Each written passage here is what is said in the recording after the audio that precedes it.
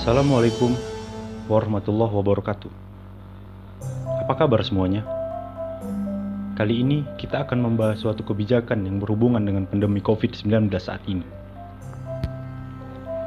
Penyebarannya yang cepat membuat beberapa negara menerapkan suatu kebijakan seperti PSBB, social distancing, dan mengikuti rangkaian protokol kesehatan.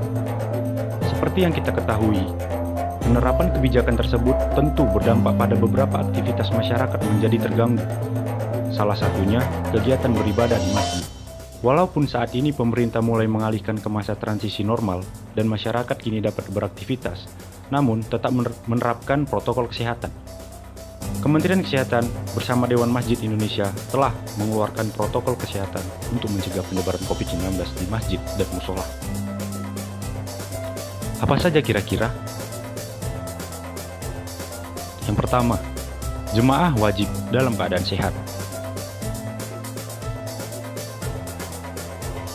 Yang kedua, menggunakan masker medis atau non-medis sejak keluar rumah dan selama berada di area masjid atau musola.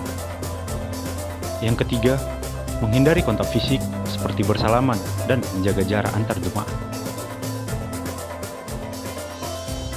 Yang keempat, membawa perlengkapan sholat pribadi seperti sajadah dan membawa mukena. Kelima, jamaah yang sedang sakit seperti batuk, demam, dan mengalami gejala sakit seperti flu atau salesma dihimbau untuk melaksanakan sholat di rumah hingga. Keenam, mengikuti dan peduli pada penerapan pelaksanaan protokol kesehatan di masjid atau musola sesuai dengan protokol kesehatan yang diterapkan oleh pemerintah. Dan yang terakhir, menghindari berdiam lama atau berkumpul di area masjid atau musola selain untuk kepentingan ibadah yang wajib. Selain itu, terdapat protokol kesehatan yang diatur untuk pengurus atau penyelenggara masjid atau musola.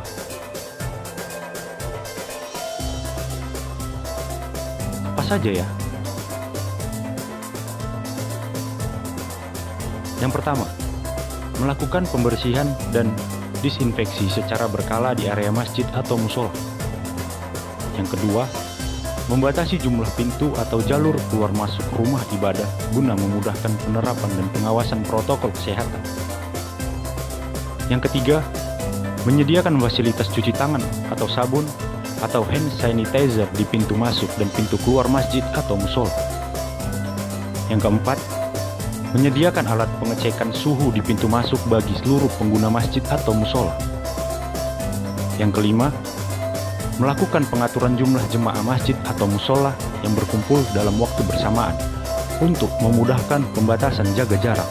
Yang keenam, memberlakukan penerapan protokol kesehatan secara khusus bagi jemaah tamu yang datang dari luar lingkungan masjid atau musola. Yang ketujuh, melakukan upaya tanggap atau melaporkan jika ada masyarakat yang dicurigai terdampak virus corona, khususnya di sekitar wilayah masjid atau musola. Dan yang terakhir, membersihkan masjid sebelum digunakan para jamaah agar terhindar dari penularan penyakit COVID-19. Berikut tadi uraian mengenai penyakit COVID-19 dan pencegahannya, khususnya di tempat ibadah masjid. Untuk itu, mari kita tingkatkan kesadaran diri, tetap beribadah dengan melaksanakan protokol kesehatan di tengah pandemi. Kurangi aktivitas di luar rumah dan rajinlah membersihkan diri. Dengan itu, akan menjadi langkah awal kita mencegah penularan penyakit COVID-19 agar tidak menular kepada orang lain.